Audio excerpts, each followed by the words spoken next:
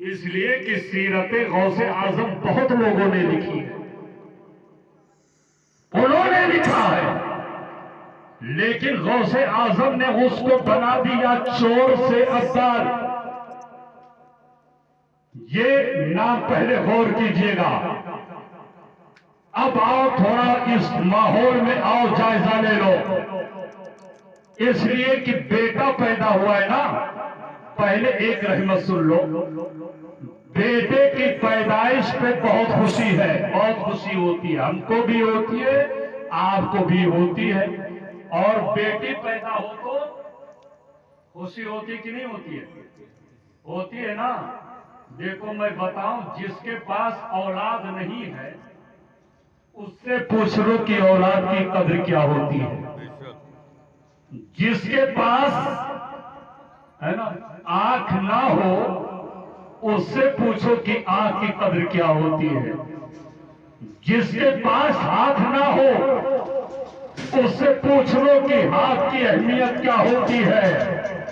اس لیے کہ آج جس محفل کا انعقاد کیا گیا، بہت زمانے کے بعد، بہت دعاؤں کے بعد، بہت دباؤں کے بعد، بہت تمناؤں کے بعد، بہت فریادوں کے بعد، بہت آہ کرنے کے بعد، التجا کرنے کے بعد اللہ نے ایک عظیم نعمت سے نواز دیا ہے۔ بہت دعائیں ہوئی ہیں، بہت دعائیں ہوئی، میں تو سب کچھ جانتا ہوں، ہے نا۔ بہت دعا ہوئی ہے، بہت دعا ہوئی ہے، بہت ساری چیزیں ہوئی ہیں، تب جا کر کے اللہ نے سنا اور ایک اولاد عطا کیا ہے۔ بہت دن کے بعد ہے کہ نہیں ہے؟ بہت دنوں کے بعد ہے، تو یقیناً سب کو خوشی ہے۔ اس خوشی میں محفل کا انعقاد کیا گیا، لیکن قربان جاؤ، چاہے بیٹا پیدا ہو یا بیٹی پیدا ہو جائے، بیٹیوں پہ بھی خوشی مناؤ۔ اس لیے کہ بیٹیاں یہ اللہ کی رحمت ہے، جس گھر میں آتی ہے رحمتوں کو ساتھ میں لے کر کے آتی ہے۔ واقعہ اگر بیان کروں گا تو آج یہ بیان یہ بھی کیا گیا ہے کہ فرشتہ آتا ہے، اس بیٹی کے سر پہ ہاتھ کو پھیر دیتا ہے، اور اس گھر کے لیے دعائیں بھی کی جاتی ہیں جس گھر کے اندر بیٹیاں تشریف لاتی ہیں۔ حضرات لیکن آؤ پہلے ہم ایک خاکہ تیار کر لیں، اس کے بعد میں آپ پیدائش سنو، عقیقہ میں بیان کروں گا۔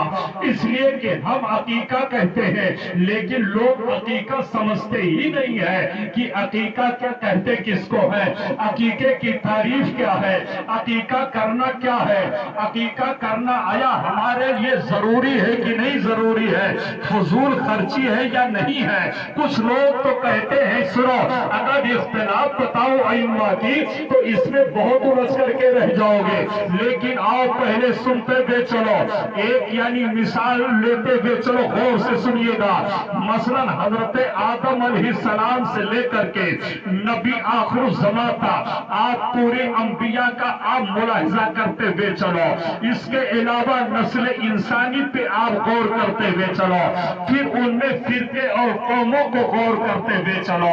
یہ کہہ لیا جائے کہ طرح طرح کے گروہ میں لوگ بڑھتے ہوئے نظر آئے ہیں، لیکن ہم اور آپ کیا ہے؟ پہلے سنو، اللہ قادر مطلق ہے، اللہ جس کو چاہے جو چاہے وہ نواز سکتا ہے، اللہ جس کو چاہے جو چاہے دے سکتا ہے، اللہ جس کو چاہے جو چاہے اس سے چھین سکتا ہے۔ مثلا اب آپ تھوڑا جائزہ لیتے ہوئے چلو، ایک بیٹے کی قدر کیا ہوتی ہے، لیکن دونوں میں موازنہ کرتے ہوئے آپ چلو۔ آج ہمارے